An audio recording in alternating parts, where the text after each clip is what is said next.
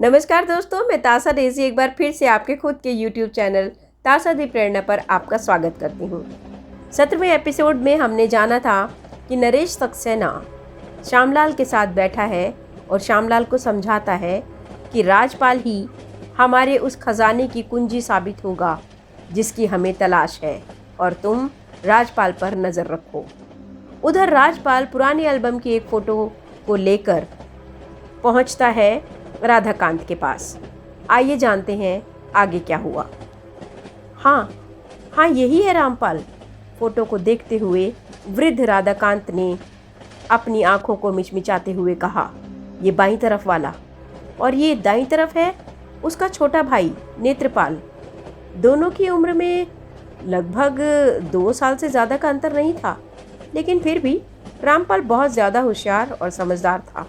राजपाल ने पूछा, आप ये बताओ कि ये कहाँ तक सच है कि ये दोनों क्रांतिकारी संगठन की आड़ में अपनी अपराधपूर्ण गतिविधियां करते रहते थे? ये एकदम बकवास है, वृद्ध राधाकांत ने मुंह बिचका कर कहा। हम लोग निष्ठावान क्रांतिकारी थे। देशभक्ति की भावना हमारे सीने में कूट कूट कर भरी हुई थी। तो उस रात राजापुर स्टेशन पर नेत्रपाल नकाबपोश के वेश में स्टेशन की सेफ लूटने क्यों गया था? क्या था वो सब? ये सब एक नाटक था, राधाकांत ने राजपाल के सवाल का जवाब देते हुए कहा। बहुत बड़ी योजना का एक अंग। वो बहुत बड़ी योजना क्या थी? ये तो मैं नहीं जानता, मगर फिर आप कैसे कह सकते हैं कि ये एक नाटक था? मतलब उस तूफानी रात को राजापुर के स्टेशन पर नेत्रपाल के साथ मैं भी मौजूद था। कहाँ? जब नेत्रपाल नकाबपोश के रूप में भीतर गया तो मैं बाहर स्टेशन पर ही खड़ा हुआ था। वो अंदर जब गोलियां चली तो तुम नेत्रपाल की सहायता के लिए क्यों नहीं पहुंचे? और जो काम मुझे सौंपा गया था उसे बीच में ही छोड़ देता? राधाकांत ने पलटकर सवाल किया, फिर जोर से गर्दन हिलाता हुआ बोला, हमारे आज़ाद मंडल का ये नियम था कि जिस व्यक्ति को जो भी काम बताया जाए वो उसे पहले पूरा करे और फिर अगर ज़रूरत ना हो तो किसी भी सदस्य को इस बात के विषय में ना बताया जाए। अब रामपाल ने जो भी योजना बनाई थी उसके अनुसार रामपाल के नेतृत्व में काम करना था एक हिस्से को, और दूसरे हिस्से को नेत्रपाल के नेतृत्व में। रामपाल के अलावा अगर नेत्रपाल पूरी योजना के बारे में जानता हो तो जानता हो, वरना अन्य किसी को इसकी भनक तक नहीं थी। गोपनीयता की ये हालत थी साहब कि मुझ तक को ये मालूम नहीं था कि नेत्रपाल वाली टीम में कुल कितने आदमी काम कर रहे हैं, सिवाय एक के जिसके जिम्मे ये काम था, और वो पुल उड़ाने के बाद अलीगंज स्टेशन पर उसके टूटने की सूचना सही समय पर दे दे, जबकि गाड़ी दारागंज स्टेशन की सीमा रेखा से बाहर निकल चुकी हो। उसके बारे में भी शायद इसीलिए पता लगाया गया था क्योंकि हम लोगों को ये निर्देश दिए गए थे कि अपना कोई भी काम निपटाने के बाद हम लोग सिंगापुर पहुँचें और अगले निर्देशों का इंतज़ार करें। उन दिनों सिंगापुर से ही आज़ाद हिंद फौज का हेडक्वार्टर चलता था। हम लोग उस तूफानी रात की बात कर रहे थे। राजपाल ने वृद्ध को फिर से मुख्य विषय पर आते हुए कहा, हम उसी तूफानी रात की बात कर रहे हैं जब दादा यानी नेत्रपाल नकाबपोश के रूप में स्टेशन के भीतर गया तो आप बाहर प्लेटफॉर्म पे खड़े हुए थे। हाँ, वहाँ आपके जिम्मे क्या काम था? मुझे ग्रामोफोन बजाते हुए वहाँ से गुजरना था जिसमें रेलगाड़ी की आवाज़ का रिकॉर्ड चल रहा था। अपना काम करने के बाद भी आपने ये जानने की कोशिश नहीं की कि नेत्रपाल के साथ कोई दुर्घटना तो नहीं घट गई, या फिर उसे आपकी मदद की ज़रूरत तो नहीं थी? नहीं। क्यों? पहली बात तो ये कि नेत्रपाल के बारे में ये सोचा भी नहीं जा सकता था कि सिर्फ 2 आदमियों को संभालने के लिए उसे किसी की मदद की ज़रूरत पड़ सकती है। और दूसरे, मुझे विशेष आदेश दिया गया था कि मैं अपना काम करके वहाँ रुकूं नहीं। ये बात अच्छी तरह से बार बार समझाई गई थी कि मुझे सारी योजना की सफलता के लिए ये आवश्यक है कि स्टेशन मास्टर और सिग्नल मैन को किसी दूसरे व्यक्ति के वहाँ होने का ज़रा भी आभास नहीं होना चाहिए, वरना सारा खेल बिगड़ जाएगा। उसे ऐसे ही लगना चाहिए कि वो नकाबपोश यानी कि नेत्रपाल अकेला ही था। खैर, अपना काम समाप्त करने के बाद आपने क्या किया? राजपाल ने पूछा। जैसा कि निर्देश था, काम समाप्त होते ही मैं स्टेशन से भाग लिया। एक जंगल में रिकॉर्ड और ग्रामोफोन बाजे को अच्छी तरह से तोड़ तोड़ कर दफनाया गया ताकि किसी को उसका सुराग ना मिले। फिर एक लंबे रास्ते से होता हुआ पुलिस से बचता बचाता मैं सिंगापुर पहुंच गया, जहां मेरा दूसरा साथी, वो पुल उड़ाने वाला, पहले से ही वहां पहुंच गया था। सिंगापुर में आप लोग करते क्या रहे? जैसे कि हमें निर्देश थे कि हम सिंगापुर पहुंचकर नए निर्देशों का इंतज़ार करें, सो हम इंतज़ार करने लगे। नए निर्देश कब मिले आपको? कब मिले? राधाकांत ने प्रश्न सा किया और फिर स्वयं ही उत्तर देते हुए बोला, नए निर्देश कभी मिले ही नहीं। कई महीने तक इंतज़ार करने के बावजूद भी जब हमसे कोई संपर्क स्थापित नहीं किया गया तो हमारी समझ में ही नहीं आया कि अब क्या किया जाए। उधर नेताजी सुभाष चंद्र बोस ने ब्रिटिश साम्राज्य के विरुद्ध युद्ध की घोषणा कर दी और हम दोनों आज़ाद हिंद फौज में भर्ती हो गए। मेरा साथी तो कोहिमा के मोर्चे पर लड़ता हुआ मारा गया और मैं अंग्रेज़ों के द्वारा बंदी बना लिया गया। आखिर सन 1947 में देश आज़ाद हुआ तो मैं भी अन्य युद्धबंदियों के साथ आज़ाद हो गया। उसके बाद रामपाल से कभी मुलाकात हुई आपकी? आज तक नहीं हुई। आपने कभी ये जानने की कोशिश नहीं की कि अगर ट्रेन राजापुर स्टेशन से नहीं गुजरी तो फिर कहाँ गई? संगठन में हमें इस बात की विशेष शिक्षा दी जाती थी कि हम अपने काम से फालतू बात को सोचने समझने की कोशिश ना करें। इन सब बातों का ये फ़ायदा था कि हमारे आदमी अंग्रेज़ पुलिस के हाथों में बहुत कम पड़ते थे।